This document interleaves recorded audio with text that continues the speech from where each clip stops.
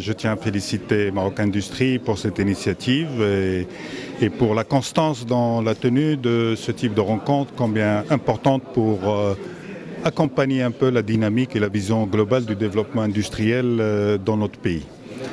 20 ans après émergence, je peux dire qu'on peut être fier. On peut être fier de ce que le Maroc a réalisé sous l'impulsion et le leadership de Sa Majesté.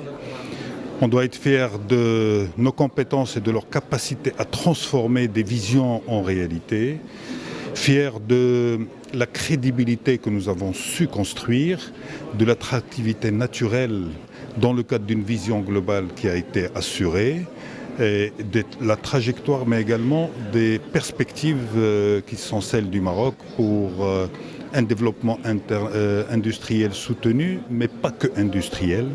Nous sommes une économie qui a été capable de se diversifier, mais comme toutes les économies, nous avons des enjeux. Et les enjeux, naturellement, sont des enjeux aussi de souveraineté.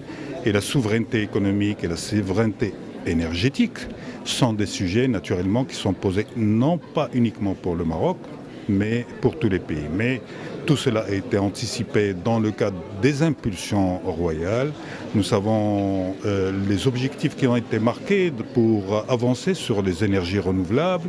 Aujourd'hui, nous parlons de l'hydrogène vert, nous parlons de beaucoup de choses. Et donc, ça veut dire que ces questions-là, qui touchent un développement souverain de notre pays et qui peut assurer cette souveraineté combien chère à notre roi pour notre pays, sont des ingrédients qui sont transformés en politique et en stratégie et en action dans le cadre de la cohérence.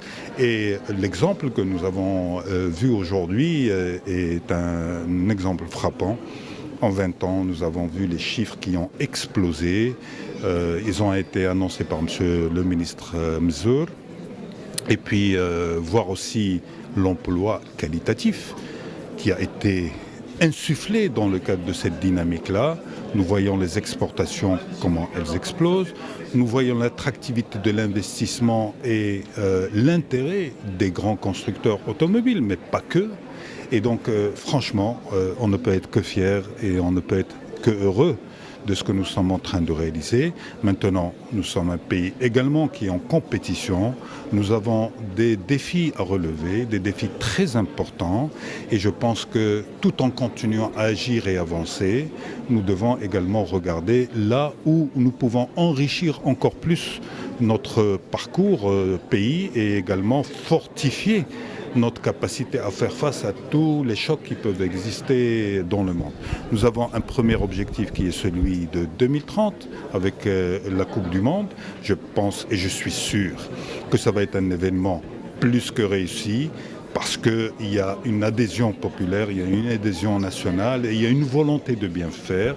Maintenant, il faut aussi qu'on le transforme parce que c'est un événement, mais il faut que toute la population et tous les intervenants puissent en profiter pour être fiers eux-mêmes et pour sentir que ça apporte quelque chose pour eux. Donc, beaucoup de belles choses.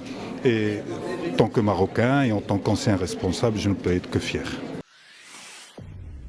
Pour suivre toute l'actualité d'EcoActu.ma, inscrivez-vous sur notre chaîne YouTube et rejoignez notre communauté sur Facebook et sur les autres réseaux sociaux.